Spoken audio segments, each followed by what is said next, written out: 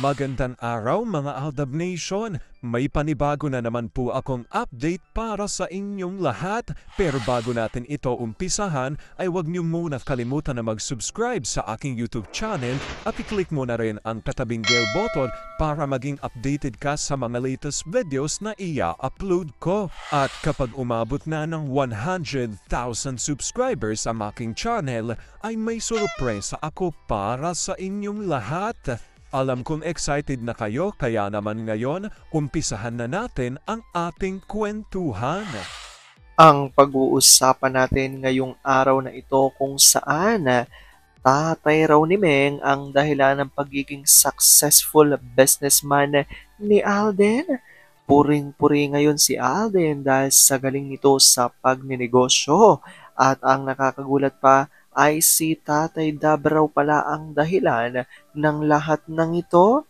Alden, proud na ibinandera. Sabi tuloy ng ilan ang swerte naman ng May Charda sa isa't isa. Gaano nga ba ito katotoo at may sapat nga bang ebidensya ang makakapagpatunay rito? Well, yan ho ang ating aalamin at pag-uusapan ngayong araw na ito. Pero bago ho yan, ay bibitinin ko muna kayo na kaunting-kaunti lamang kung saan magbasa muna tayo ng mga nakakatuwang post ni My Name is Theo01 sa Twitter. Kaya naman huwag na natin patagalin pa. At sabi niya sa kanyang tweet, pagpupunta sa fam niya, hindi pwedeng hindi siya samahan ni M. Aburido lang din naman yan pagdating doon if hindi kasama si M. Nagmamadaling umuwi. Ayaw na nga niyang pumunta sa mga events niya pag hindi sinamahan ni M. Sa sasakyan lang siya mag-i-stay o kaya sa DR niya. Minsan kasamang mga bata para happy lahat. Biyernes at Sabado talaga ang lumpuhan time nilang dalawa. Pero pag may tampuhan at nagkaayos na, Monday to Sunday talaga yan. Gaya nitong huling mga linggo, sunod-sunod ang taniman session nila.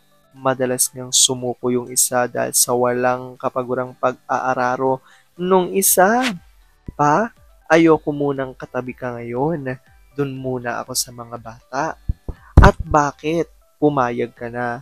Ano na naman ba to? Walang issue, okay? Sa mga bata muna ako. Gusto ko nang mahiga. Tara na dito, ma. Basta. Dali na. Mas lalo akong umiinit pag naggaganyan ka. Ayoko. Masayihin kita, love. Come to daddy na. Alam kong tuwan-tuwa ako kay sa ating binasa. Pero ngayon na ay pag-uusapan na natin ang ating main topic. Oops, wait lang, saglit lang to. May ipapaalala lang ako. Para sa mga bago pa lang sa aking channel, huwag niyong kalimutan na mag-subscribe sa aking YouTube channel at i-click nyo na rin ang notification bell para lagi kayong updated sa mga latest videos na i-upload ko at para maging parte na rin kayo ng aking Fanatics channel family. Well, alam pong super excited na kayo sa ating kwentuhan, kaya naman dumako na tayo sa ating main topic. Gaano nga ba katotoo na ang tatay raw ni Meng ang dahilan sa pagiging successful businessman ni Alden? Puring-puri ngayon si Alden dahil sa galing nito sa pagninegosyo at si Tatay Dab raw pala ang dahilan ng lahat ng ito. Alden proud itong ibinandera. Ang swerte naman ng may charge sa isa't isa. Gaano ito katotoo at may sapat nga bang ebidensya ang makakapagpatunay rito? Well, yan ang ating aalamin at pag-uusapan ngayong araw na ito. Pero bago ho yan, ay bibitinin ko muna kayo ng kaunting-kaunti lamang kung saan magbasa muna tayo ng mga nakakatuwang post ni Vampire 2019 na tayo sa kanya. Nung bago pa lang sumibol ang Sarasuela, syempre naman, madami ng broken-hearted na ADN.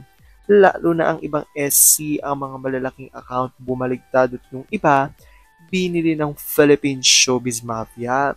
Madaming mainers na ang naging R-main, lalo na itong dalawang dambuhala.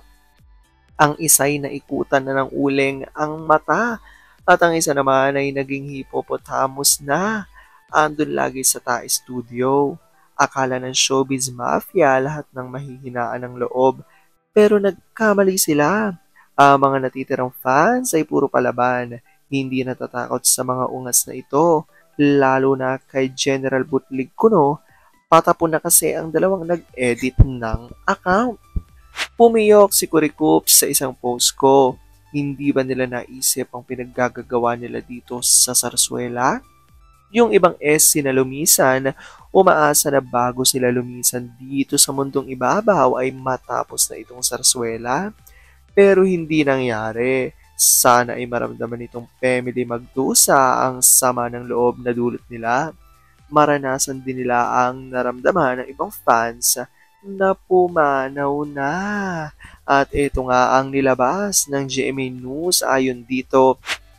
Alden Richards pinuri dahil sa galing sa negosyo. Nakatanggap ng papuri si Alden Richards dahil sa husay niya sa pagnegosyo at investments.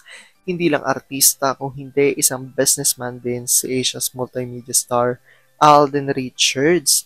Ayon sa digital magazine na Pinoy Entrep Insider, mahusay naging investments at negosyo nga pinasok ni Alden.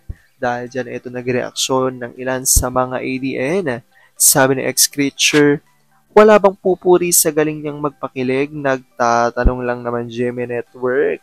Sagot ni Larry, si Sparkle GMA nag-utos so silang bigyan ng credit sa pakilig ni Single.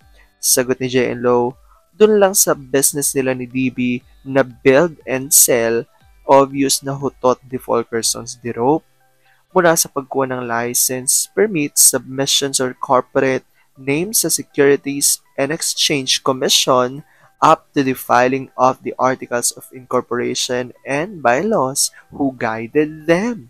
Sagot ni Larry, kaya no one will dare ask that question. Durog ang Sarsuela, Chuck.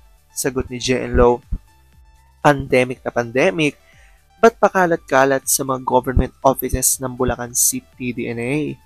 Magkaano-ano ba sila? Anong sadya nila doon? Imbis na si A ang nandun sa Laguna, bakit nasa Santa Maria, Bulacan? Kaninong bahay siya nakikituluyan? Sige nga ABS-GMA TVJR Mains, pakisagot niya ang mga tanong. Sagot ni Larry, hindi po nila sasagutin yan. Malaking pera nang inubos sa Sarsuela para lang ilaglag nila ang mga sarili nila. Sagot ni Jane Low, everyone knows evildoers don't live happily ever after. Kesa malubog ng tuluyan sa utang na nangyayari now, ititigil na nila.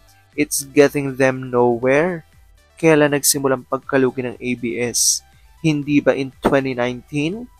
5 years ago when the Z was finally on. Hanggat hindi sila tumigil, hindi sila makakabangon. Sabi ni Larry, kung lulubog daw ang Agnash, ay dapat mahila nila ang lahat sa Sarsuela. Ganyan sila kademonyo. Sagot ni JN Low, sorry ABS, ain't gonna happen. Pinakikinggan ng nasa itaas ang ganyang hangarin. You've always been proud ipangalandakan you're the Catholic station, but your actions reveal what you claim ay nananatili lang in your heads. Hindi nakarating sa puso. False pride is leading you nowhere. Sagot ni Sonia Buenaobra. Haha, mukha-mukhang unti-unti ng paglabas ng totoo. Baka next, ilalabas ng interview kay kung sinong nasa likod ng pagiging one successful businessman. Kung sasagutin ni A, dilalabas ng totoo. Obvious di ba na sila mismong babawi ng fake news na noon pa nila pinakatatago. At sabi nga ni Larry, Alden Richards, pinuri dahil sa galing sa negosyo ayon sa post ng GMA. Bakit walang maglakas ng loob magtanong kung sino at saan niya natutunan ins and outs ang pagninegosyo? Magigimbal siguro kung anong isasagot niya. Ang nagturo sa kanya ay ang ama ni M. Ayan nga po ang tinutukoy dito ng maraming mga Aldab Nation. So actually talagang marami pong mga nasa industriya, hindi lamang yung mga fans ni Alden, kung hindi pati ang nasa industriya ng showbiz ay talagang bilib naman ho talaga kay Alden sa pag-handle ng kanyang mga negosyo at ng kanyang investments. Dahil alam naman natin, lalo na po ngayon, di ba, napakaraming issue pagdating sa mga artista, sa mga investments at negosyo, di ba? Kamakailan nga lang, napalita nga ang pagtatago ni Ken Chan, di ba, dahil sa investments o sa business nga, kalaban niya ang kanyang mga business co-owner, di ba? At ganun din, ang iba't iba pang mga artista ngayon ay kumakaharap ng maraming issue sa pagninegosyo at investments. At ngayon nga ay kinahahangaan ng marami si Alden Richards dahil napakalinis nga ng kanyang trabaho sa pagninegosyo at sa kanyang investments at wala kang maririnig na issue o pagkalugi, di ba, sa mga ginagawang business at investments ni Alden. Kaya talaga namang masasabi natin na isa nga si Alden Richards sa pinaka-successful na artista dito sa Pilipinas. Ngunit ang usapin nga natin ngayon na ay marami nagtatanong kung sinong nagturo dito mag-business at sabi nga ng ilan na hindi daw ang tatay ni Alden dahil wala itong background sa pagbibusiness ayon yan sa mga Aldab Nation at ayon niya sa binasa natin ng mga Aldab Nation source. Alam naman natin na si Mengay bago pa sumabak sa showbiz ay talagang may yaman na ang kanyang pamilya dahil nga rin sa pagsisikap ng kanyang ama na si Teddy Mendoza sa pagbibusiness at kilalang-kilala din sila Mengay sa Santa Maria, Bulacan na maraming mga businesses at yun nga ang kinabuhay nila at yun ang dahilan ng yaman nga ng pamilya Mendoza. So, syempre, dahil nga sa paniniwala at paninindigan ng maraming mga Aldab Nation na mag-asawa ng araw sina Mengay at Alden, ay naniniwala nga ang maraming mga Aldab Nation ang nagturo nga raw dito kay Alden ang pagninegosyo ay walang iba kung hindi di umano ang ama ni Mengay na si Tatay Dab. At kaya nga raw noong pandemic ay namataan di umano na ilang beses nakikita sa munisipyo ng Santa Maria, Bulacan si Alden kasama di umano si Tatay Dab at dito nga ay pinapatunayan ng maraming Aldab Nation ang inaasikaso nga raw ng dalawa ay ang mga itinatayong business ni Alden ayon yan dito sa ating binasa sa ating source. Kaya naman ito ang isa sa talagang pinangahawakan ng maraming Aldab Nation na talagang may chart is real. Well, i-comment down below nyo dyan guys kung ano po opinion nyo patungkol dito at kung good vibes bang hatid ng ating balita for today. Alam ko dahil dito marami sa inyo ang mas lalo pa rin ngayong kumakapit at naninindigan na Aldab nature is real. Pero sabi nga natin na kahit na ano pa man na maging desisyon ni na Alden at Meng sa kanilang buhay, karir at buhay pag-ibig ay kailangan natin sila supportan, kailangan natin ito tanggapin ng buong buo dahil yon ang kanilang deserve. At yan ang aking update for today's video. Maraming salamat mga Aldab Nation. Ingat!